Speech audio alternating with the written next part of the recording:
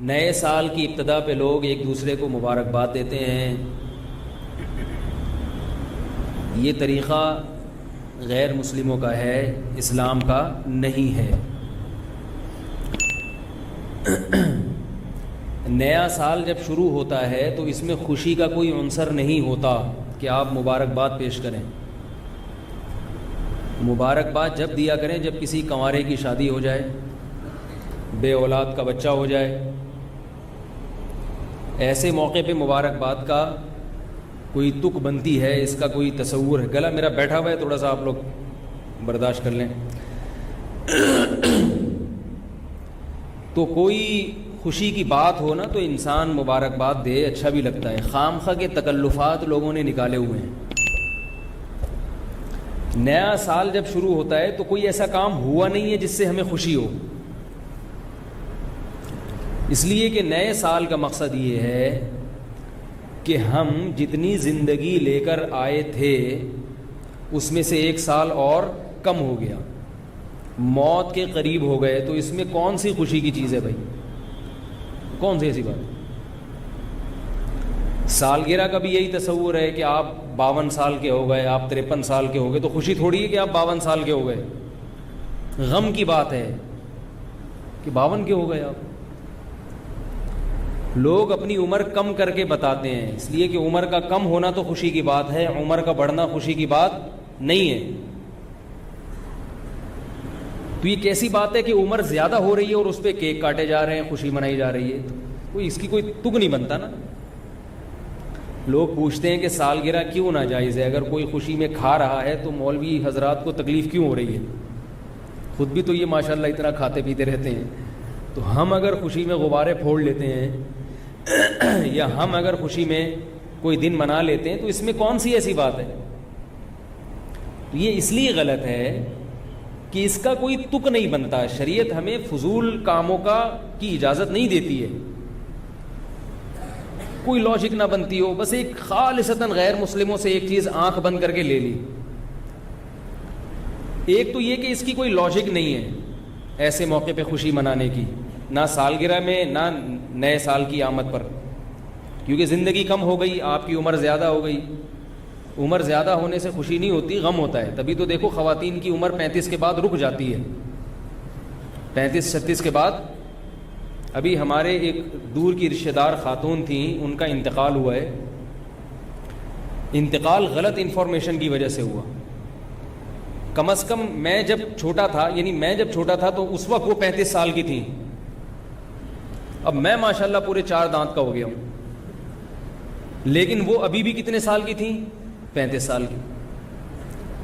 Doctor نے ان سے پوچھا، ان کو بلڈ پریشر کی بیماری تھی. ڈاکٹر نے پوچھا ایج کتنی ہے؟ بتانے لگی 35 سال. ظاہر ہے ڈاکٹر سے جب آپ غلط بات کرو گے تو وہ علاج صحیح نہیں ہوگا، اور وہ کیا ہوا؟ برین ہیمریج ہوا اور ان کی ڈیتھ ہو گئی. تو یہ کیا بات ہے کہ آپ 35 سال کے بعد اپنے آپ کو روک رہے ہیں، لیکن سالگرہ اسی حساب سے منا رہے ہیں کہ ہم 36 کے ہو گئے، ہم 37 کے ہو گئے. تو اس کا مطلب ہے کہ اندر سے خوشی نہیں ہے، اندر سے غم ہے.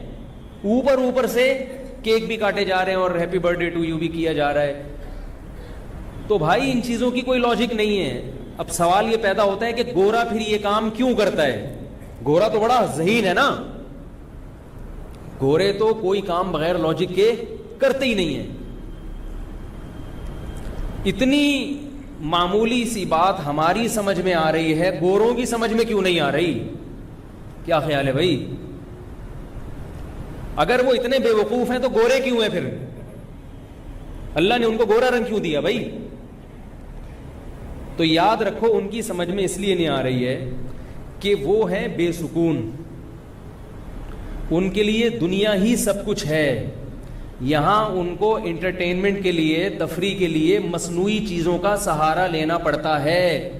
حقیقی خوشی کی کوئی بھی چیز ان کے پاس نہیں ہے. سمجھ میں نہیں آ رہی بات میرا خیال. ان کو خوش ہونے کے لیے بہانہ چاہیے.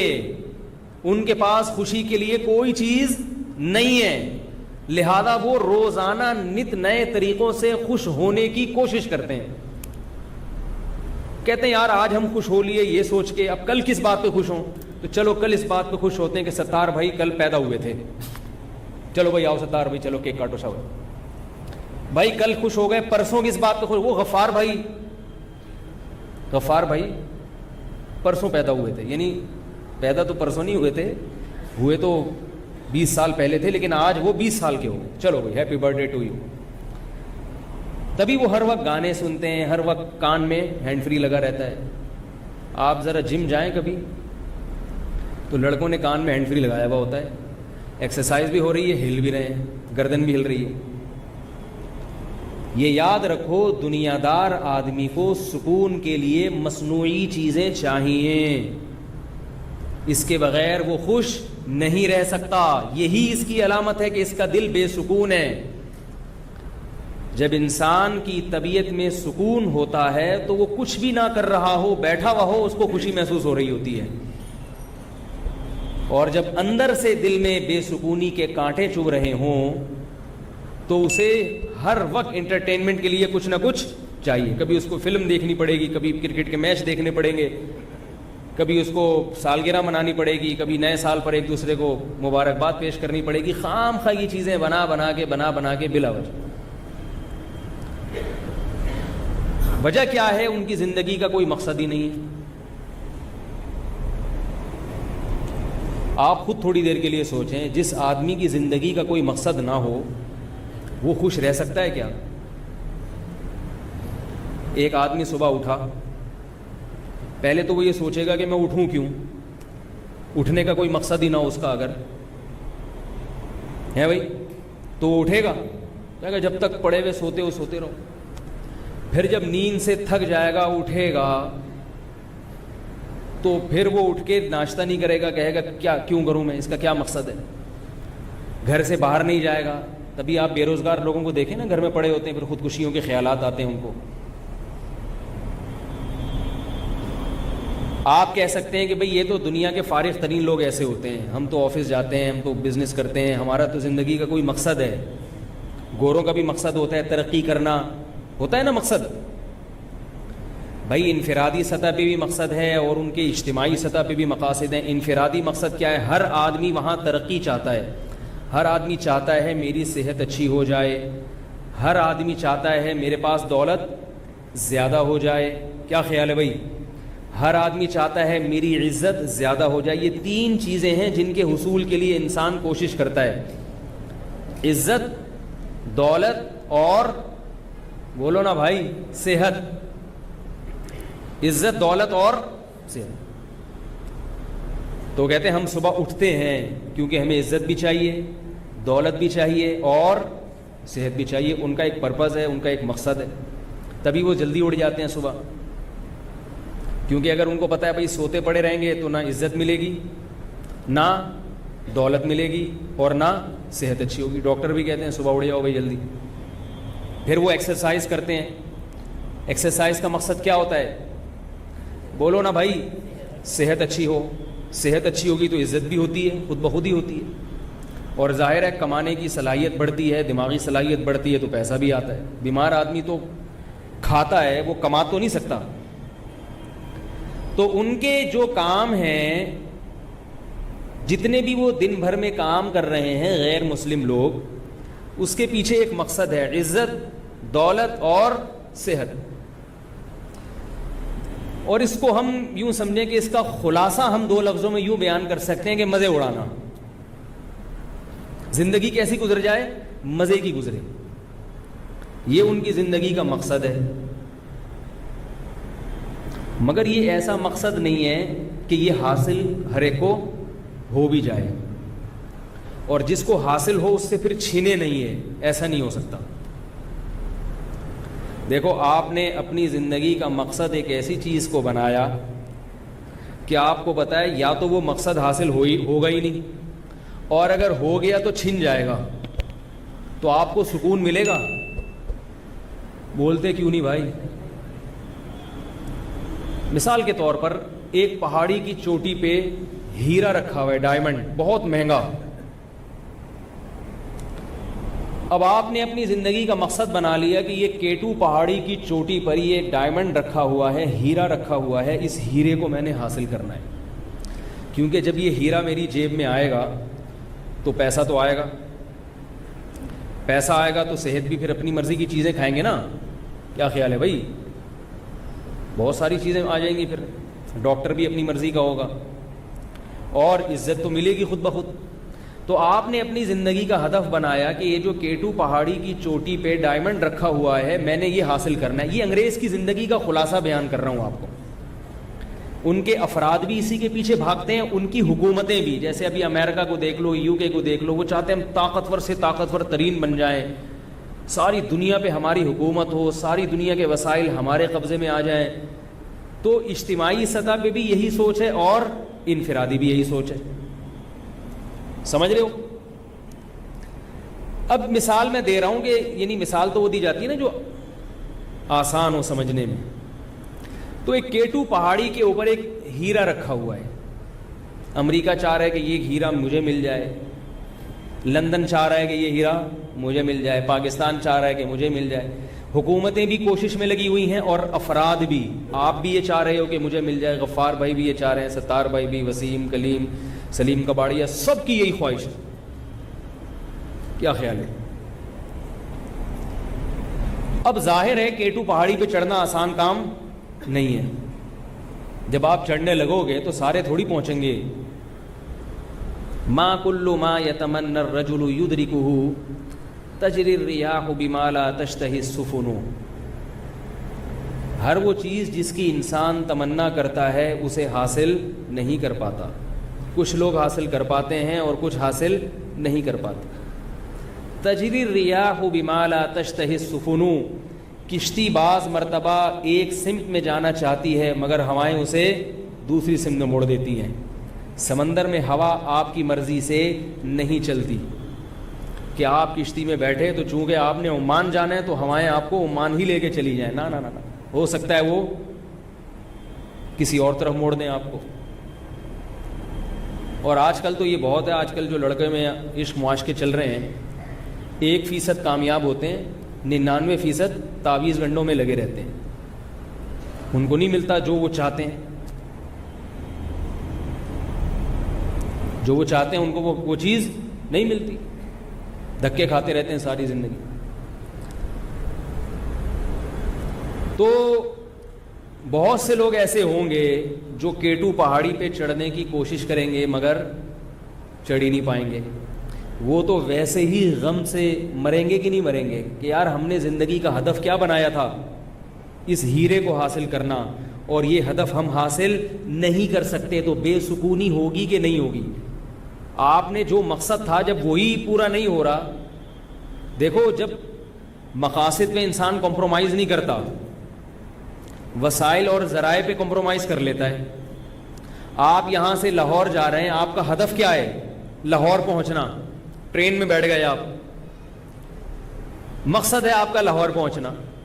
اب ٹرین میں سیٹ اچھی نہیں ملی آپ کو, کھانے پینے کی پرابلم ہو رہی ہے, واش روم میں بڑا مسئلہ ہو رہا ہے, پانی ختم ہو رہا ہے, یہ ساری چیزیں برداشت ہو جائیں گی. آپ کہو گے چلو یار جیسے تیسے گزارا چلاؤ, ٹھکانے پہ پہنچ جائیں گے تو سب چیزیں حاصل ہو جائیں گی.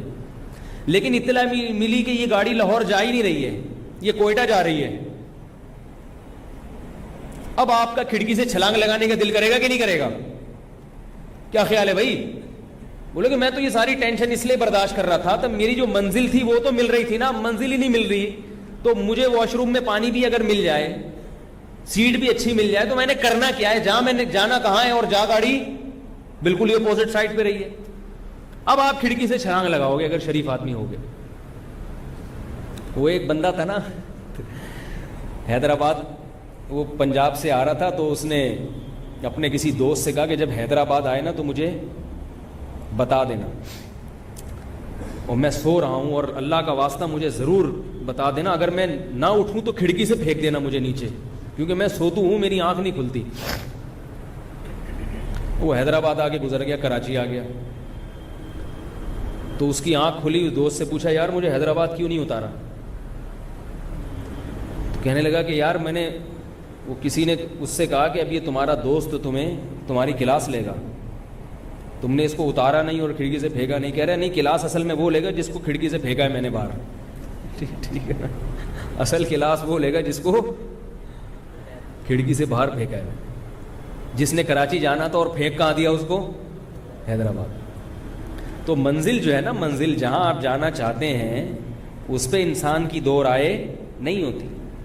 اب آپ کہہ سکتے ہیں ایک لڑکا MBA کرنا چاہتا ہے وہ نہیں کر پایا تو وہ تو خودکشی نہیں کرتا، ایک ڈاکٹر بننا چاہتا ہے نہیں بن پایا تو خودکشی نہیں کرتا. وہ اس لیے نہیں کرتا کہ اس کا مقصد ڈاکٹر نہیں تھا، اس کا ڈاکٹر بننے سے کچھ اور مقصد تھا، پیسے کا حصول مقصد تھا، عزت کا حصول. تو وہ کہتے چلو کوئی اور راستہ اختیار کرو. لیکن اگر کوئی فرشتہ آ کے لکھ کے دے دے کہ نہ آپ کو عزت ملے گی، نہ دولت ملے گی، نہ صحت ملے گی، پھر دیکھو کیا حال ہوتا ہے. پھر 99% لوگ خودکشیاں کریں گے. ابھی جو خودکشی نہیں ہو رہی نا، اس لیے نہیں ہو رہی کہ ہو سکتا ہے مل جائے، ہو سکتا ہے مل جائے، ہو سکتا ہے مل جائے. اس امید پہ لوگ جی رہے ہیں، اور اسی ہوتے ہوتے تلاش کرتے کرتے بالآخر موت آ جاتی ہے. لیکن اگر کسی کو پہلے سے پتہ چل جائے کہ آپ کو نہ عزت ملے گی، نہ دولت ملے گی، اور نہ صحت ملے گی، دیکھو کتنے لوگ کھمبوں سے لٹکتے ہیں، پھر کتنے چپکتے ہیں. تو میں مثال دے رہا تھا کہ پہاڑی کے اوپر ہیرا رکھا ہوا ہے، کتنے لوگ ہیں جو وہاں پہنچ ہی نہیں پائیں گے، وہ تو ویسے ہی ڈپریشن کے مریض بن جائیں گے. اور بعض لوگ ایسے ہیں جن کو یہ پتہ چل گیا کہ ہم وہاں پہنچ تو پائیں گے، اور وہ بڑی ہمت کرتے کرتے بالآخر چوٹی پر پہنچ گئے. اب ان کا ہاتھ اس ہیرے کے بالکل قریب پہنچ چکا ہے. لیکن کوئی ان کے کان میں آ کے بتائے کہ جب تم یہ حاصل کرو گے تو یہ تمہارے پاس رہے گا نہیں، بلکہ تم سے چھین لیا جائے گا اور کسی اور کو دے دیا جائے گا. اب آپ بتاؤ وہ تو پہلے والے سے بھی زیادہ ڈپریشن کا شکار ہوگا کہ نہیں ہوگا؟ کیا خیال ہے؟ اس کی آواز اتنی کم کیوں ہے بھائی اسپیکر کی؟ اس کو تھوڑا سا بڑھا دینا. جو اتنی محنت کر کے وہاں تک پہنچا، اتنی محنت کر کے، اب اس کو یہ بتایا جا رہا ہے کہ آپ نے یہ حاصل تو کر لیا، آپ کا اخباروں میں انعام بھی آ جائے گا، لیکن یہ اگلے ہی لمحے آپ سے چھین کے کسی اور کو دے دیا جائے گا. تو اب مجھے بتاؤ، ایسے مقصد کے پیچھے بھاگنا حماقت اور بے وقوفی ہے یا نہیں ہے؟ جس مقصد کے حصول کے بعد بھی ناکامی ہو، حصول سے پہلے بھی ناکامی، اور اگر حصول ہو جائے تھوڑی سی آہستہ کرتے ہیں، یار بہت زیادہ تیز ہو گئی، یعنی حصول کے بعد بھی ناکامی اور حصول سے نہ ہو تو بھی ناکامی. تو کافر کا معاملہ یہ ہے کہ وہ عزت، دولت اور صحت کے پیچھے بھاگتا ہے، مگر جیسے جیسے عمر ڈھلکتی ہے صحت سے آہستہ آہستہ ہاتھ دھونے پڑتے ہیں، بال سفید ہونا شروع، نظر کمزور ہونا شروع، کمر جھکنا شروع. کتنی ہی لمبی عمریں ہو جائیں مگر بڑھاپا سب پہ آتا ہے، اور بیماریاں سب پہ آتی ہیں، اور وہ عزت جو حاصل کی تھی آہستہ آہستہ ہاتھ سے نکلنا شروع ہو جاتی ہے. میں نے ایک سائنسدان کی یوٹیوب میں ویڈیو دیکھی، نوبل انعام یافتہ سائنٹسٹ ہے امریکہ کا، اس کی بڑی بڑی ایجادات ہیں، بہت عزت ملی اس کو، بہت دولت ملی، مگر 10 سال سے کومے میں گیا ہوا ہے. وہ بات نہیں آ رہی سمجھ میں میرا خیال، 10 سال سے، بولو بھائی، کومے میں. اس کی صحت کے لیے کتنی کوشش کی ہوگی بھائی. وہ لوگ تو اپنے لوگوں کی بڑی حفاظت کرتے ہیں نا، اتنا بڑا سائنٹسٹ ہے تو اس کا بی پی بھی ہر وقت چیک ہوتا ہوگا، شوگر ٹیسٹ بھی ہوتے ہوں گے. حکومت باقاعدہ اپنی نگرانی میں ایسے سائنٹسٹ کی حفاظت کرتی ہے کہ بھائی اس کو کچھ نہ ہو. یہ قوم کا بہت بڑا سرمایہ ہے، مگر قوم کا وہ سرمایہ 10 سال سے کہاں ہے؟ قوم میں. تھوڑی سی دماغ میں کوئی رگ ہلی ہے اور اتنا ذہین آدمی پڑا ہوا ہے بستر پہ، رال ٹپکتی رہتی ہے، نرسیں صاف کرتی رہتی ہیں، اس کی قضائے حاجت، اس کے پیمپر کی تبدیلی، کیونکہ وہاں بچے تو پالتے نہیں ہیں نا، اولاد تو ہے نہیں، ہوتی نہیں، ہوتی بھی ہے تو وہ موج مستیاں کر رہی ہوگی، تو نرسیں ہیں، گورنمنٹ ان کو پیسے دے رہی ہے اور اس سائنٹسٹ کی حفاظت ہو رہی ہے. لیکن اس کی زندگی کیا ہے؟ پڑا ہوا ہے، 3 پیس سوٹ میں ٹائی وائی لگی ہوئی ہے اور گردن ایک طرف لڑکی ہوئی ہے. کتنی محنت کی، مگر اس کا انجام کیا ہوا؟ یہ انجام ہے، کومے میں گیا ہوا ہے 10 سال سے. تو یہ چیزیں ہم دیکھتے ہیں، کافر بھی دیکھتا ہے یہ چیزیں، اسے اپنا فیوچر بہت بھیانک نظر آتا ہے. یہ جتنے فنکار اداکار ہوتے ہیں نا، ان کا ذرا بڑھاپا دیکھ لیا کرو، تھوڑی دیر کے لیے. یہ جو ایسے چمکتے ہوئے چہرے آپ کو میڈیا پہ نظر آ رہے ہوتے ہیں, ہر آدمی کی تمنا ہوتی ہے کاش میں ہوتا تو ان کا بڑھاپا دیکھا کرو. جتنی حسین ان کی جوانی ہوتی ہے اتنا ہی خطرناک ان کا بڑھاپا ہوتا ہے, بہت خطرناک. ایک عالم گئے یورپ میں, ان کے دورے ہوئے, آ کے کہنے لگے انگریز کی جوانی جتنی خوبصورت ہے بڑھاپا اتنا ہی بھیانک ہے, بہت بھیانک بڑھاپا ہے, کوئی پرسان حال نہیں ہوتا. تو یہ جو مقصد ہے نا, مقصد حیات جو کافر کا ہے وہ ایسا مقصد حیات ہے کہ اس میں ظاہر انسان یہ کوئی مقصد نہیں ہے. اللہ نے چونکہ اس کے لیے بنایا نہیں ہے نا انسان کو, تو یہ مقصد نہیں ہے. جب ایک چیز آپ کی منزل ہی نہ ہو اور آپ اس کو منزل سمجھ بیٹھو تو آپ اندر سے ٹوٹ پھوٹ جاتے ہو. آپ چاہے کتنی سکون کی گولیاں کھا لو مگر آپ کو سکون نہیں ملے گا. دیکھو نفسیات کے جو بڑے بڑے ڈاکٹر یورپ اور امریکہ میں ہیں, ہمارے یہاں نہیں ہیں. جو نفسیات کے بڑے بڑے ڈاکٹر جو ہے نا, وہ جو جتنے وہاں ہیں ہمارے ہاں نہیں. ہمارے ہاں کا ڈاکٹر بھی اناڑی ہوتا ہے, نفسیات کے جو ڈاکٹر ہوتے ہیں, بلکہ خود نفسیاتی ہوتا ہے وہ بیچارہ, حقیقت ہے. اس لیے اپنے آپ کو نفسیاتی ڈاکٹروں سے دور رکھا کرو. وہ دوائیوں پہ لا دے گا, آپ کو لگا دے گا, ان کے پاس کوئی علاج نہیں ہے سوائے وہ ڈپریشن کی گولیوں کے, اور ساری زندگی کے لیے تباہ ہو جاؤ گے. اور یہ ایک ڈاکٹر نے مجھے خود بتایا کہ ہم پاگلوں کا علاج کرتے کرتے تھوڑے دن میں خود ہی پاگل ہو جاتے ہیں, پھر ہم اپنے علاج کے لیے کسی اور ڈاکٹر کو دکھاتے ہیں. یہ حقیقت ہے. جب انسان سارا دن پاگلوں میں بیٹھا رہتا ہے ہر وقت عجیب عجیب سے, تبھی میں وہمیوں کا فون نہیں سنتا. ایک مسئلہ کسی نے 2 دفعہ پوچھ لیا مجھ سے, تیسری دفعہ پوچھے گا تو میں اس کو وہمی نمبر 34 کی لسٹ میں ڈال دیتا ہوں کہ 33 تک ہے تو 34واں نمبر ہو گیا بھائی تمہارا. یہ حقیقت ہے, کیونکہ اگر آپ نے اس کو فری کرایا زیادہ تو تھوڑے دنوں میں آپ کی دماغ کی چولیں ہل جائیں. ابھی ایک صاحب کا فون آیا, مجھے ہر وقت وہم ہوتا ہے کہ میں بیوی کو طلاق تو نہیں دے رہا, ہر وقت کہہ رہے وہ ایکچولی میں سوتے ہوئے میں اٹھا تو میں نیند میں تھا تو مجھے لگا کہ میں نے دے دی ہے. میں نے ایک دفعہ بتایا, میں نے کہا نہیں ہوئی طلاق. پھر دوبارہ فون, حضرت مجھے ایسا, میں نے کہا دوبارہ بتا دیا. اب اگر تیسری مرتبہ فون کیا تو آپ کا نام غفار ستار کلیم سے نہیں بلکہ وہمی. اور تیسری دفعہ فون کیا اس نے, وہمی نمبر 34. اب فون نہیں اٹھے گا اس کا, چاہے کچھ بھی ہو جائے, زمین آسمان. کیونکہ ہمیں اپنے دماغ کی حفاظت پہلے کرنی ہے, دوسرے کی فکر. ہم اگر پاگل ہو گئے, اللہ نہ کرے, ایسی ایسی فضول باتیں سن کے, تو پھر ہمارے پیچھے جتنے لوگ ہماری اقتدا کر رہے ہیں وہ سارے پاگل ہو جائیں گے. کیونکہ پھر ہم ممبر پہ بیٹھ کے ایسی فضول باتیں کریں گے, لوگ وہ بھی پاگل ہو جائیں گے. تو ایک آدمی جو تھوڑا سا مقتدا اور رہبر ہو, اس کے دماغ کی حفاظت زیادہ ضروری ہے. اگر وہ پاگل ہو گیا تو پوری قوم جو اس کو فالو کر رہی ہے وہ کیا ہو جائے گی, پاگل. اس لیے میں سنتا ہی نہیں. وضو نہیں ہو رہا ان کا, وضو کر رہے ہیں, ہو ہی نہیں رہا. ایک دفعہ بتا دیا بھائی ہو گیا, دوبارہ اب نہیں مجھے فون کرنا. تو تالاب میں چھلانگ لگا کے مر جا بھائی, تو تیرا وضو نہیں ہو سکتا, مر جا تو. ویسے عجیب عجیب گھماتے ہیں باتوں کو. وہمی آدمی خود اپنا علاج کرے تو ہوگا, دنیا میں کسی کے پاس اس کا علاج نہیں ہے. وہ خود اپنے آپ کو اس جنجال سے نکالے. او بھائی شلوار ہے, کپڑے ناپاک ہو گئے, نلکے کے نیچے رکھو, 2-3 دفعہ نچوڑو, نکلو پتلی گلی سے, چھوڑو کہ چھینٹے نہ پڑ جائیں, یہ نہ پڑ جائیں. یوں اتنا عدسے لگا کے دیکھ رہے ہیں. ان کو بتا دیا بھائی ایسے رگڑو, دھو لو, بس یوں دیکھتے کیوں کہ چھینٹیں پڑ رہی ہے کہ نہیں پڑ رہی. نہیں حضرت, وہ جو ایسے ہوتے ہیں وہمی ہے. وہ میں نے جب ناپاک شلوار کو ہاتھ لگا کے جب رگڑا تو میرا ہاتھ ناپاک ہو گیا. ہاتھ ناپاک ہو گیا تو میرا ہاتھ یہاں لگ گیا, تو یہ جگہ ناپاک ہو گئی, اس کو دھو رہا بیٹھ گئے. اب جب یہ جگہ ناپاک ہوئی تو انگلی دوبارہ ناپاک ہو گئی. جب یہ انگلی دوبارہ ناپاک ہوئی ہے تو یہ انگلی اگر گھڑی پہ لگ گئی تو گھڑی کیسے پاک کروں. تو اگر میں روزانہ اس طرح کے مسائل سنوں گا تو میرا بھی دماغ ایسا ہوگا کہ نہیں ہوگا. مگر تو اللہ کا واسطہ تو نہیں پاک ہو سکتا بھائی. ہم اللہ کا شکر ہے نہاتے ہیں پاک ہو جاتے ہیں, آپ نہیں پاک ہو سکتے. میں اس کو کہتا ہوں ڈاکٹر کے پاس جاؤ. اور ڈاکٹر کے پاس جانے کا مشورہ کیوں دیتا ہوں, تاکہ ڈاکٹر پاگل ہو جائے. اس لیے نہیں کہ یہ ٹھیک ہو جائے.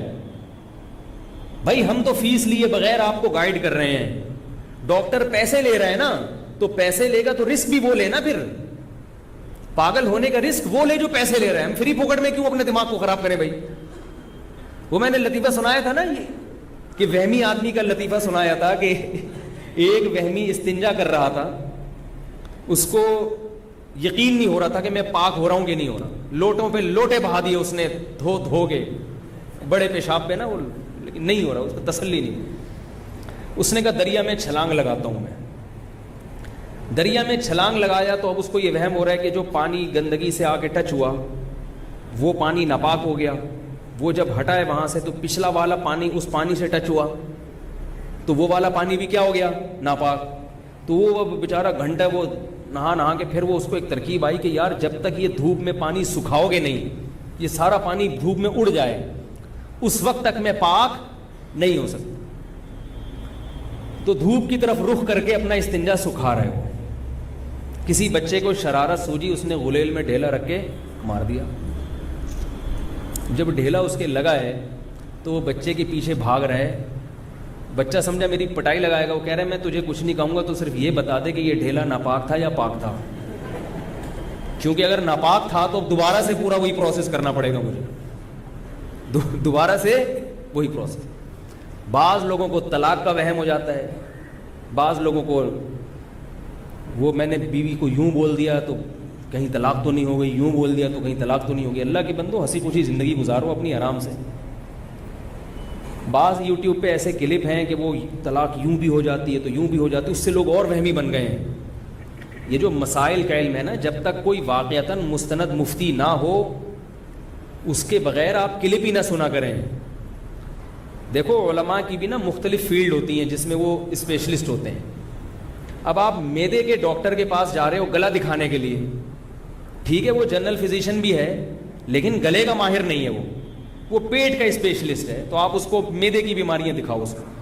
جیسے ڈاکٹروں میں مختلف شعبوں میں ماہر ہوتے ہیں, کچھ تو جنرل فزیشین ہوتے ہیں تھوڑی تھوڑی شدھ بدھ ہر ایک کی رکھتے ہیں, لیکن پھر الگ الگ شعبوں میں ماہر ہوتے ہیں. ایسے ہی علماء میں سب درس نظامی پڑھ کے عالم بن جاتے ہیں, ہر شعبے میں تھوڑی بہت شدھ بدھ ہوتی ہے, مگر ہر فیلڈ میں ماہر نہیں ہوتا. اب جو حدیث کے علم میں ماہر ہے وہ فتوے میں ماہر نہیں ہوتے. سمجھ میں آ رہی ہے بات؟ بعض علماء علم حدیث میں بڑے ماہر ہوتے ہیں, سندوں کی بحثیں ان کو بہت یاد ہوتی ہیں کہ یہ راوی کمزور ہے, یہ ثقہ ہے, یہ قابل اعتماد ہے, یہ حدیث صحیح ہے ضعیف ہے, لیکن فتوے کی لائن میں وہ زیرو ہوتے ہیں. فتویٰ نہیں لیا جائے گا ان سے.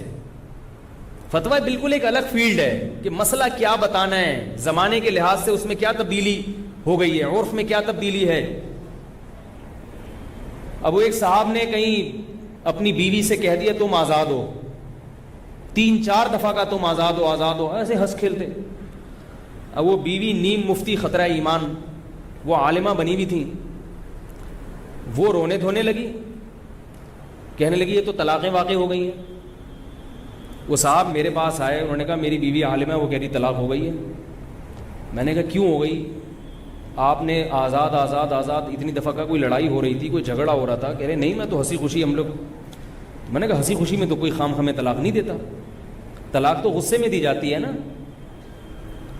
میں نے کہا آپ کی نیت کیا تھی, کچھ اور کسی اور چیز سے آزاد کر رہے ہوگے آپ, سوچو, اس کو یاد نہیں آ رہا. یہ بھی یاد رکھو طلاق غصے میں ہو جاتی ہے. یہ جو لوگ کہتے ہیں نا شدید غصہ تھا تو طلاق نہیں ہوئی, ایسی کوئی حدیث نہیں ہے کہ شدید غصے میں طلاق نہیں ہوتی. طلاق ہوتی ہی غصے میں عام طور پر. مزے ایک تبلیغی جماعت کے عالم تھے, ان کے پاس کوئی آیا, کہنے لگا میں نے غصے میں بیوی کو طلاق دی ہے. انہوں نے کہا کہ ہو گئی ہے. انہوں نے کہا بہت سخت غصے میں تھا میں. انہوں نے کہا ایسے کوئی بھی نہیں کہتا کہ جا میری پیاری تجھے طلاق, غصے میں ہی ہوتا یہ کام. آج کل نئے نئے مفتی آ رہے ہیں مارکیٹ میں, انہوں نے یوٹیوب پہ ایسے مفتی بہت ہیں کہ غصے میں ہو تو طلاق نہیں ہوتی, اور حدیث کا ریفرنس بھی دے دیں گے. کوئی ایسی حدیث نہیں ہے کہ جس میں آتا ہو کہ غصے میں طلاق نہیں ہوتی, ایسی کوئی حدیث نہیں ہے. حدیثوں کے ترجمے غلط کر دیتے ہیں لوگ, ریفرنس کو دیکھتے ہیں بس, بخاری کا حوالہ مل جائے, مسلم کا حوالہ مل جائے, اتنا دیکھتے ہیں لوگ. آگے لوگوں میں شعور نہیں ہے کہ اس حدیث کا اس میں کوئی ایسا لفظ بھی ہے جو غصے پر دلالت کر رہا ہو. ایسی کوئی حدیث نہیں ہے کہ غصے میں طلاق نہیں ہوتی. طلاق غصے میں ہو جاتی ہے, پیار میں بھی ہو جاتی ہے, غصے میں بھی ہو جاتی ہے, نشے میں بھی ہو جاتی ہے. اگر نشہ کسی نے خود کیا ہے تو اس میں بھی طلاق واقع ہو جاتی ہے. شریعت میں نشہ اگر آپ نے خود کیا ہے تو یہ قابل معافی نہیں ہے. دیکھو یورپ امریکہ کا قانون ہے, شراب پی کے آپ نے بندہ مار دیا آپ کو پھانسی نہیں ہوگی, سمجھ رہے ہو؟ ان کے ہاں قانون ہے. اسلام میں ایسا قانون نہیں ہے. اسلام میں شراب پی کے بندہ مار دیا آپ کو مارا جائے گا, پکڑا قتل کیا جائے گا آپ کو. آپ نے شراب پی کے کسی کو گولی مار دی تو شریعت کیا کہتی ہے, اس کو بھی گولی ماری جائے گی, قصاص لیا جائے گا. وہ کہے میرا دماغ ہوش میں نہیں تھا, تو اس کو یہ کہا جائے گا کہ دماغ ہوش میں جو آپ کا نہیں تھا, آپ کے اپنے اختیار سے نہیں تھا, خود پی رکھی تھی آپ نے, کس نے کہا تھا آپ کو پیو؟ ایسے کیسز ہم نے دیکھے ہیں کہ شراب پی اور بندہ مار دیا. تو وہ پی کیوں تھی آپ نے؟ آپ کو پتا نہیں تھا کہ جب پی جاتی ہے تو بندہ بھی مارا جا سکتا ہے, کچھ بھی ہو سکتا ہے. تو جو آدمی شراب پی کے بیوی کو طلاق دے گا اس کی طلاق واقع ہو جائے گی. سمجھ رہے ہو مسئلہ کہ نہیں سمجھ رہے؟ آج کل یہ بھی فیشن چل پڑا ہے, شراب پیتے ہیں, نشہ کرتے ہیں, طلاق دے دیتے ہیں, کہتے نہیں ہو جاتی ہے. اور جو کہتے ہیں نا میرا دماغ کام نہیں کر رہا تھا نشے میں, اس سے کہو پھر بیوی کو کیوں دی, ماں یا بہن کو کیوں نہیں دے دی طلاق تم نے؟ بہت مشکل ہے سمجھانا. آپ لوگ تو ماشاءاللہ کوئی بھی پی وی کے نہیں آیا نا الحمدللہ, تو آپ کو تو سمجھ میں آنا چاہیے بھائی. اگر وہ کہتا ہے میرا دماغ کام نہیں کر رہا تھا تو سوال پیدا ہوتا ہے کہ پھر بہن کو کیوں نہیں دے دی طلاق, ماں کو کیوں نہیں دے دی, بھائی کو کیوں نہیں دے دی؟ اس کا مطلب پتا تھا کہ یہ بیوی ہے, اس کو ہوتی ہے طلاق. تو چاقو مار دے گا تو لگے گا کہ نہیں لگے گا, اور قصاص لیا جائے گا. ایسے ہی طلاق بھی ہو جاتی ہے. تو میں عرض کر رہا تھا کہ مسائل جو ہیں جو باقاعدہ اداروں سے فارغ ہوتے ہیں, مستند مفتی, ان سے پوچھا کرو جن کے پیچھے کوئی ادارہ ہو. یہ نہیں کہ تھوڑے دن میں کوئی بھی اٹھ کے تحقیقات عوام کے سامنے مارکیٹ میں لا رہا ہے اور لوگ پھر اس سے مسائل پوچھ رہے ہیں, یہ جائز نہیں ہے. اگر آپ اس کو فالو کریں گے تو کل قیامت کے دن آپ سے سوال ہوگا. لوگ کہتے ہیں وہ دلیل سے بات کر رہے ہیں, ہر ایک دلیل سے بات کرتا ہے. آپ میں دلائل کو سمجھنے کی صلاحیت نہیں ہے, یہ آپ تسلیم کر لیں. اپنی جہالت کا اعتراف آج کل لوگوں سے ہوتا نہیں ہے, یہ بڑی مسئلہ ہے. ڈاکٹر کے سامنے اپنی جہالت کا اعتراف کریں گے کہ آپ معدے کے ماہر ہیں, مجھے نہیں پتا, جی آپ کو پتا ہے. ENT اسپیشلسٹ کے سامنے اعتراف کر لیں گے, ڈاکٹر صاحب آپ چاہے تو کاٹ دیں, آپریشن کر کے گردہ نکال دیں, چاہیں تو نیا لگا دیں, چاہیں تو ڈائلسس پہ لے آئیں, آپ زیادہ جانتے ہیں, میں تو جاہل. جہاں عالم مفتی کی بات آئے گی کوئی آدمی اپنے آپ کو جاہل تسلیم کرنے کے لیے تیار نہیں ہے. یہ بہت بڑا المیہ ہے, قرب قیامت کی علامت ہے. یہ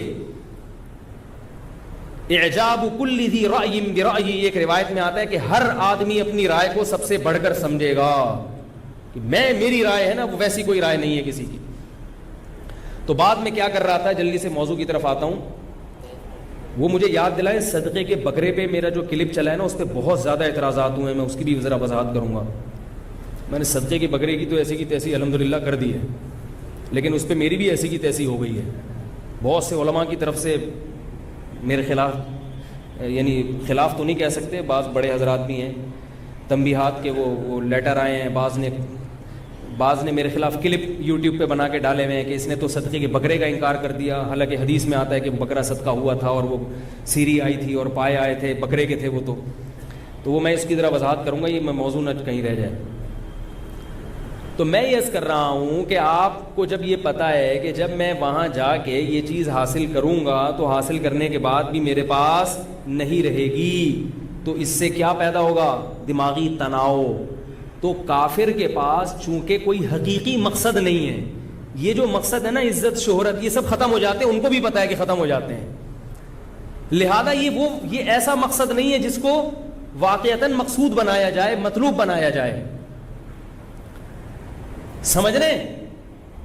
یہ مقصد صرف اسلام نے بتایا ہے کہ دنیا میں آنے کا بنیادی مقصد عزت شہرت دولت ہے ہی نہیں. آنے کا بنیادی مقصد کیا ہے, جنت کا حصول, اللہ کی رضا. لہذا دولت حاصل کرنے کی کوشش کی, نہیں ملی تو صبر کا ثواب ملے گا اور اللہ کی رضا ملے گی. مزے ہو گئے کہ نہیں ہو گئے؟ صحت حاصل کرنے کی کوشش کی, پھر بھی نہیں ملی تو بھی کامیاب. ایوب علیہ السلام کی تو ساری زندگی بیماری میں گزر گئی نا, یہی چیز ان کے لیے کامیابی کا ذریعہ بنی. اور اللہ نے ایوب علیہ السلام کے صبر کو قرآن میں بیان کیا, فرمایا نعم العبد, کیا خوب بندہ تھا ایوب, حالانکہ ان کی ساری زندگی دنیاوی اعتبار سے ناکامی میں گزری ہے. ایسی خطرناک موذی بیماری ایوب علیہ السلام کو لگی, پوری جوانی اس بیماری میں گزر گئی, مگر پھر بھی کیا ہوئے, ناکام ہوئے کامیاب ہوئے؟ کامیاب ہوئے. میرے ایک استاذ تھے, انتقال ہو گیا, اللہ ان کی مغفرت فرمائے, حضرت مفتی رشید احمد صاحب رحمہ اللہ کے خلیفہ بھی تھے. بیمار ہو گئے جوانی میں ہی, بچے بھی تھے ان کے چھوٹے چھوٹے, الرجی تھی ان کو, نزلہ کھانسی بہت زیادہ بڑھ گئی, اتنی لمبی بیماری چلی. اور اس تکلیف میں ہم جب بھی ان کی عیادت کرنے جاتے تھے تو ان کو اپنی بیماری کا زیادہ غم نہیں تھا, اس بات کا تھا کہ پتہ نہیں میری مغفرت ہوگی کہ نہیں ہوگی اگر میں مر گیا. سمجھ رہے؟ دیکھو یہ کتنی اچھی سوچ ہے.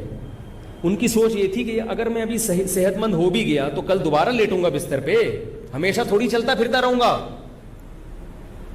بھائی اگر میں ابھی بستر پہ لیٹ گیا ہوں اور اب اگر مجھے شفا مل بھی گئے تو کب تک کے لیے ملے گی؟ 10 سال 15 سال 20 سال, بالآخر دوبارہ لیٹنا ہے. ایک وقت آتا ہے کہ آپ ابا جا رہے ہیں, ابا آئی سی یو روم میں, لوگوں کی کالز آتی ہیں نا, مفتی صاحب دعا کریں ابا آئی سی یو روم میں ہیں, ابا کا آپریشن ہے, ڈاکٹر ہوش میں نہیں آ رہے ابا. یہ سب ہوتا ہے کہ نہیں ہوتا؟ میرا خیال ہے آپ لوگ کے ساتھ نہیں ہوگا, سب کے ساتھ ہوتا ہے بھائی. ابا کو ریڑھ کی ہڈی کا کینسر ہو گیا ہے, ابا کو کے گردے خراب ہو گئے ہیں, ابا کو جو ہے نا ہرنیا ہو گیا ہے. جب دوسروں کے اباؤں کے ساتھ ہو رہا ہے تو آپ میں اور آپ کے ساتھ نہیں ہوگا؟ ہم بھی تو ابا ہیں, اگر نہیں ہیں تو بن جائیں گے کل. ایسا نہ ہو اس چکر میں ابا ہی نہ بنے آپ, یار اباؤں کے ساتھ ہوتے میں باپ بنتا ہی نہیں. تو چچا کے ساتھ ہو جائے گا, آپ چچا ہو گئے کسی کے, ماموں ہو گئے کسی کے, ابا ہو گئے تو ذرا عزت کے ساتھ علاج ہو جائے گا, بچے عزت کے ساتھ کر لیں گے علاج. لیکن لیٹنا ہے کہ نہیں ہے تھوڑے دنوں میں جا کے؟ کب تک چلتے پھرتے رہو گے, ناچتے بھاگتے رہو گے؟ بالآخر جنا ہسپتال میں, سول ہسپتال میں کبھی نہ کبھی جا کے لیٹنا ہے.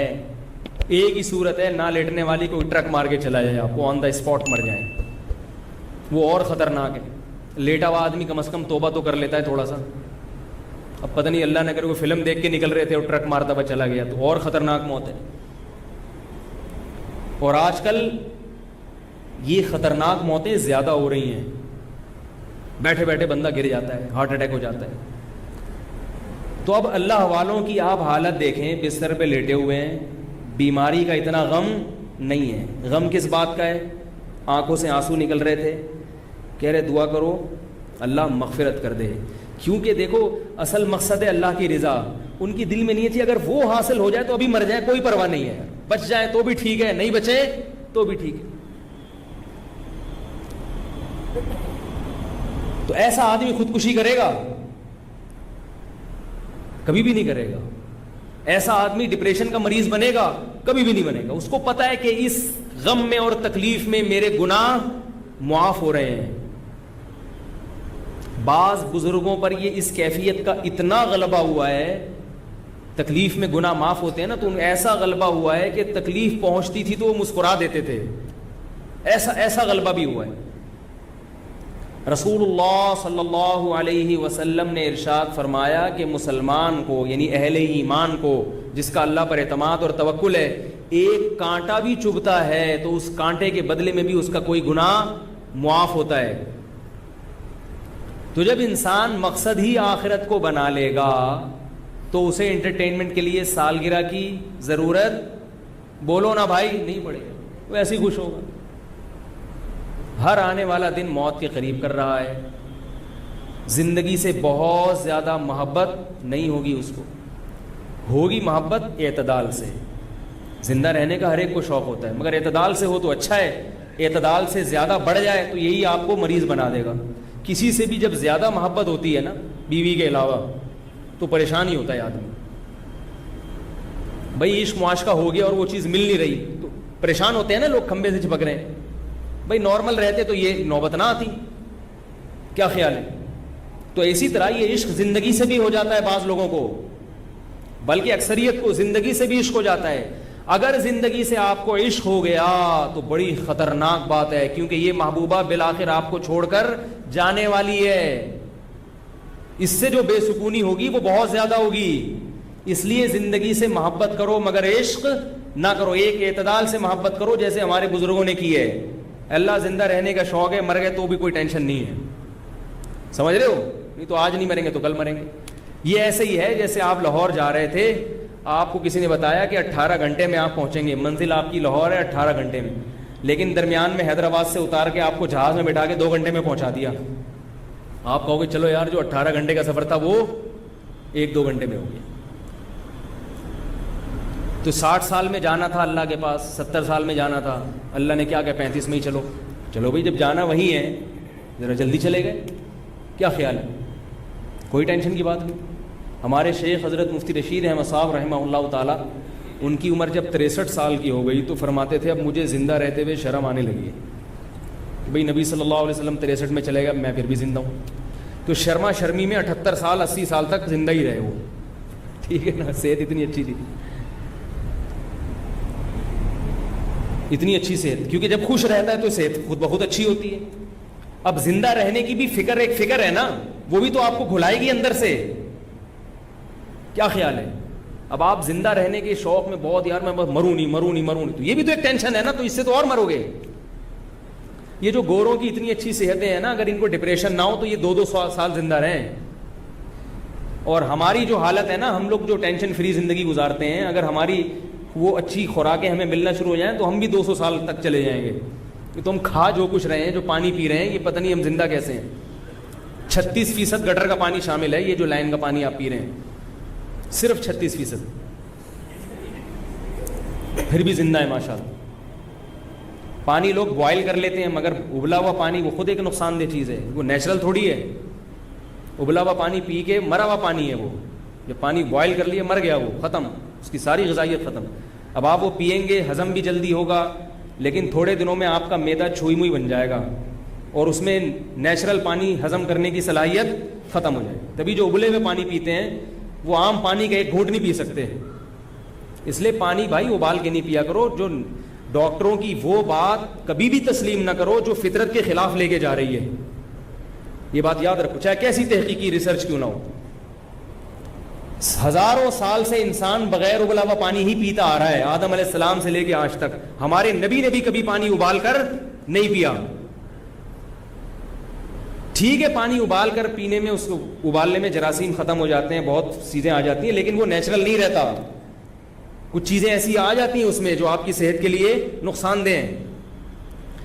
لیکن مصیبت یہ ہے کہ کچا پیئیں تو 36% گٹر ہے اس میں, فلٹر کر کے پیئیں تو کچرا تو نکل جائے گا, مگر گٹر کے جراثیم تو نہیں نکلیں گے نا اس میں.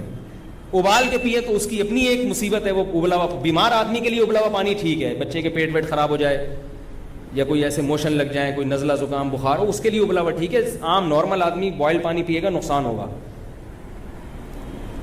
ریزسٹنٹ پاور آپ کی ختم ہو جاتی ہے, بیماریوں کے خلاف دفاع کی قوت ختم ہو جاتی ہے. تو آپ پھر پریشان ہیں کہ پانی نہیں مل رہا ہمیں. آپ خود اندازہ لگاؤ کیا پیا, غصہ پیتے ہیں بس بیٹھ کے, اور کچھ بھی نہیں. اور یہ جو نیسلے کا پانی ہے یا دوسری کمپنیوں کا پانی ہے, یہ تو بہت ہی نقصان دہ صحت کے لیے.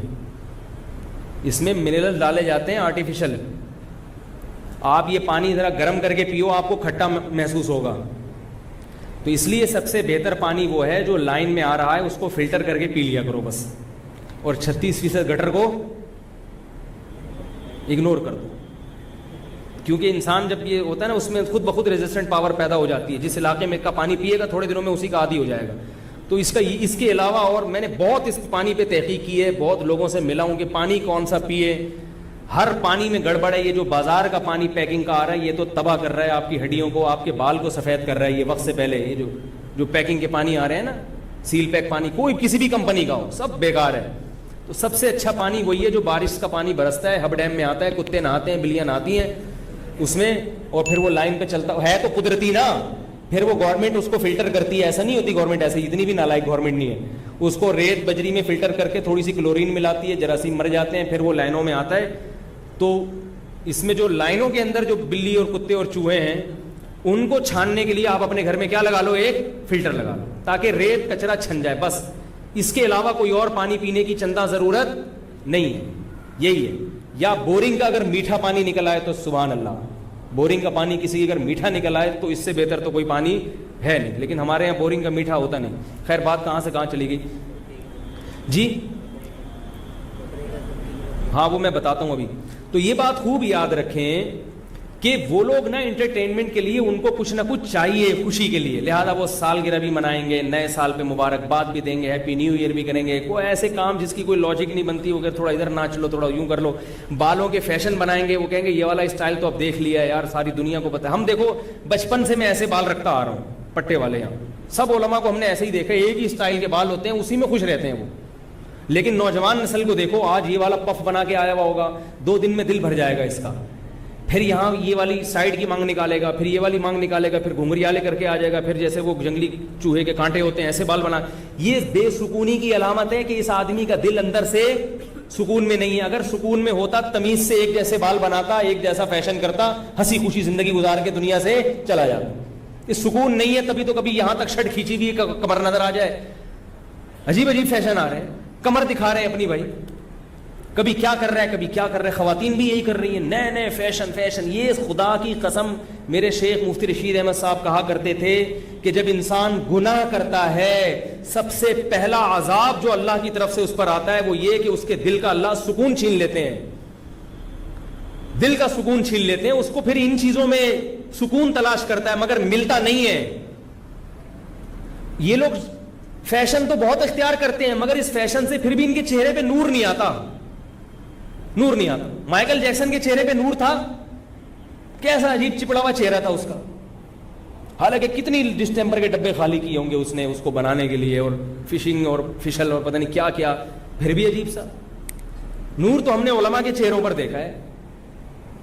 صحابہ صابن سے نہاتے ہیں، نہ کوئی فیشن، نہ کوئی بال بنائے، کوئی ٹوپی پہنتا ہے، کوئی پگڑی پہنتا، آ گئے بس ساری زندگی۔ میرے شیخ حضرت مفتی رشید صاحب نے ساری زندگی سفید کپڑے پہنے ہیں، ساری زندگی اسی ایک جیسا ڈیزائن، ایک جیسے کپڑے، کیونکہ اندر سے سکون ہے نا طبیعت میں، تو اوپر سے طبیعت میں کھلبلی نہیں مچی ہوئی۔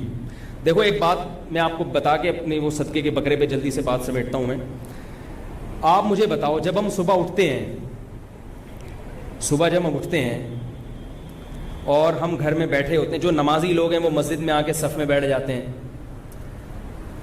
سب خاموش ہوتے ہیں کہ نہیں ہوتے؟ ایک عجیب خاموشی کا ماحول ہوتا ہے فجر کی نماز سے پہلے۔ امام اگر 4 منٹ لیٹ بھی ہو جائے تو کوئی پیچھے مڑ کے نہیں دیکھتا، چپ چپ کر آرام سے بیٹھے رہتے ہیں۔ جو لوگ نماز نہیں پڑھتے وہ صبح اٹھ کے ناشتے واشتے کی میز پہ بیٹھتے ہیں تو بھی گھر میں خاموشی کا سما ہوتا ہے، سب چپ چاپ، بیگم صاحبہ کچن میں اپنا کام کر رہی، لڑائی وڑائی نہیں ہوتی صبح کے ٹائم پہ، سب اٹھے ہوئے اپنا آرام سے، بچے اسکول جا رہے ہیں، استری ہو رہے ہیں کپڑے، یہ سب۔ وجہ کیا ہے؟ پوری رات نیند کی ہے، ذہن کو سکون ملا، تو اب اس سکون کے آثار کیا ہیں؟ نہ چہک رہے ہیں، نہ ہل رہے ہیں، جو جہاں بیٹھا ہے تمیز سے وہاں، واش روم میں بھی جو بیٹھتا ہے نا صبح جا کے، وہ بھی بیٹھا ہی رہتا ہے، وہاں نکلتا ہی نہیں، تو جو جہاں بیٹھا ہوتا ہے وہ تمیز سے بیٹھا ہوتا ہے۔ یہ دل کے اندر جو سکون ہوتا ہے وہ اس کا اظہار ہے۔ یہ نمازی بھی منہ نیچے کر کے آرام سے بیٹھے ہوں گے، کوئی بات نہیں کر رہا کسی سے، کیونکہ طبیعت میں اتنا سکون ہے کہ اب اس سکون، مزید سکون کے حاصل کرنے کے لیے ہمیں نہ کسی سے بات چیت کی ضرورت، نہ کوئی ہلنے جلنے کی ضرورت، آرام سے تمیز سے بیٹھے ہوتے ہیں۔ آہستہ آہستہ جب دن چڑھتا ہے، تھکاوٹ ہوتی ہے، تو پھر لوگ ہلنا جلنا شروع ہوتے ہیں، گالیاں والیاں بھی دے رہے ہیں، لڑائی بھی کر رہے ہیں، پھر کوئی، یعنی ساری ایکٹیویٹیز، جیسے جیسے طبیعت میں بے سکونی ہوتی ہے نا، اتنا زیادہ انسان خود بھی بے سکونی میں آتا ہے، دوسروں کو بھی بے سکون کرتا ہے۔ تو یہ جو فجر کا وقت ہے، اس میں جو تمیز سے لوگ بیٹھے ہوئے ہوتے ہیں، ان کو دیکھ کے اگر کوئی یہ کہے کہ یہ تو بیچارے، ان کی زندگی میں تو کوئی انٹرٹینمنٹ ہی نہیں ہے، ان کی زندگی میں تو سکون ہی نہیں ہے، اگر سکون ہوتا تو یہ چہک رہے ہوتے، شراب پی رہے ہوتے، ناچ رہے ہوتے، گا رہے ہوتے، کوئی ادھر کلا بازی کھا رہا ہوتا، کوئی یہ والی سائڈ کی مانگ نکال رہا ہوتا، کوئی یہاں کٹورا رکھ کے بال کاٹ رہا ہوتا، صحیح ہے نا، کوئی یہ والا فیشن کر رہا ہوتا، کوئی ادھر کلا بازی لگا رہا ہوتا، کوئی چھت سے چھلانگ لگا رہا ہوتا، تو ایسا دعویٰ کرنے والا بے وقوف ہوگا کہ نہیں ہوگا؟ ہم کہیں گے چونکہ یہ طبیعت میں ان کے اندر سکون ہے، اسی وجہ سے تمیز سے بیٹھے ہوئے ہیں، جب دل اندر سے بے چین ہوگا تو یہ سارے کام شروع کر دیں گے، چھلانگے بھی لگائیں گے، کھمبوں سے بھی چپکیں گے، اور یہ نئے نئے نت نئے فیشن بھی کریں گے۔ سمجھ رہے ہو کہ نہیں سمجھ رہے؟ تو یاد رکھو، غیر مسلم کی جو خوشی ہے، اس کا جو ہنسنا، اس کا جو مسکرانا، اس کا ہر وقت ہلنا جلنا، ان چیزوں کو دیکھ کر متاثر نہ ہوا کرو، یہ بے سکونی کی علامت ہے۔ میں نے صرف اور صرف سکون علماء کے دلوں میں دیکھا ہے، باقی مجھے سکون دنیا میں ہر چیز ہر جگہ نظر آئی، مگر سکون صرف علماء کی محفل میں نظر آیا ہمیں۔ ہمارے شیخ حضرت مفتی رشید احمد صاحب آتے تھے, آدھا گھنٹے کی مجلس, خاموش مجلس ہوتی تھی, آگے بیٹھ جاتے تھے سب اساتذہ طلبہ بیٹھے ہوئے چپ چاپ, وہ تھوڑا سا اپنا کام کیا, آدھا گھنٹہ چپ چاپ سلام کر کے واپس چلے گئے. بڑا مزہ آتا تھا, حالانکہ نہ کوئی بات نہ کوئی چیز, ایسا لگتا تھا آسمان سے سکینت نازل ہو رہی ہے. کسی دنیا دار کو بٹھا دو آدھے گھنٹے کے لیے چپ کر کے آؤ. وہ کہتے ہیں لائٹ میوزک تو بہرحال ہونا چاہیے, لائٹ میوزک تو آپ انٹرنیشنل فلائٹ میں کبھی سفر کریں, لائٹ میوزک چل, میرا اتنا سر میں درد ہوتا ہے اس سے. تھائی لینڈ کی ایئر لائن میں بیٹھا ہوا تھا, وہ انہوں نے ٹو ٹو ٹو ٹو چلا دیا. میں نے دل چاہ رہا ہے بھائی اس کو بند کرو تاکہ سکون ملے, آرام سے چپ کر کے بیٹھے رہو, ہمیں بھی بیٹھو. لیکن وہ کچھ نہ کچھ میوزک چلاتے ہیں, تو مجھے اندازہ ہوا کہ ان کی طبیعت میں اتنی بے سکونی ہے کہ یہ چپ کر کے بیٹھ نہیں سکتے. ان کو لائٹ میوزک چاہیے, کچھ ٹن ٹناٹن ہونا چاہیے جس سے یہ سکون میں آئیں گے. تو ان کے سکون کا کرائٹیریا اور ہمارا الگ الگ ہے. سمجھ رہے ہو کہ نہیں سمجھ رہے؟ آپ ان کے ہوٹلوں میں جاؤ, وہاں بھی لائٹ میوزک چل رہا ہوگا, حالانکہ سکون خاموشی میں ہے. تو میرے بھائی ان کے دلوں میں بے سکونی ہے, بے سکونی کے کانٹے چبھ رہے ہیں. آپ اس لائف اسٹائل کو اگر فالو کرو گے تو آپ بھی ویسے ہی ہو جاؤ گے. اس لیے نیا سال جب شروع ہوتا ہے تو ایک دوسرے کو دعا دے دیا کرو, اس میں کوئی حرج نہیں ہے. ایک دوسرے کو تنبیہ کی, عبرت کی باتیں کر دیا کرو کہ بھائی اب زندگی میں ایک سال اور کم ہو گیا تو ذرا تجدید کر لیتے ہیں. نیا سال اب جیسے پہلے ہم نے زندگی گزاری ہے غلط گزاری ہے, اب یہ 1439 ہجری شروع ہو گیا, آؤ عزم کرتے ہیں کہ اس سال ہم وہ غلطیاں نہیں کریں گے جو پہلے ہم نے کی تھی. یہ باتیں تو ٹھیک ہیں, سمجھ رہے ہو کہ نہیں سمجھ رہے؟ ایک تجدید کرنی چاہیے, بھائی زندگی میں ایک سال اور کم ہو گیا تو اب تھوڑا سا ہم اس کو تازہ کر لیں. ایسے میسج گھمانا تو ٹھیک ہے, مبارکبادی, ہیپی نیو ایئر, یہ فضول چیزیں ہیں, یہ ان پہ سوٹ کرتی ہیں, یہ ہم پہ سوٹ بول لو یار نہیں کرتی.